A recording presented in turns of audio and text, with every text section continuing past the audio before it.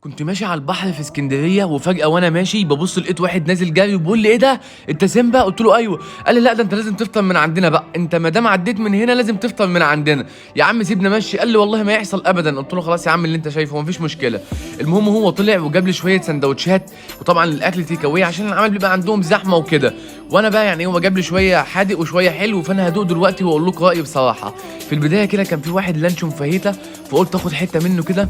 صراحة يا جماعة ما توقعتش الطعم، أنا بصراحة أول مرة آكل السندوتشات دي، طلعت جامدة جامدة جامدة. فالمهم بعد كده كان في كيري بسطرمة، فقلت برضه إيه يعني آخد منه حتة. كيري بسطرمة كان جامد لدرجة إن هو كان أجمد من اللانشون فاهيتا.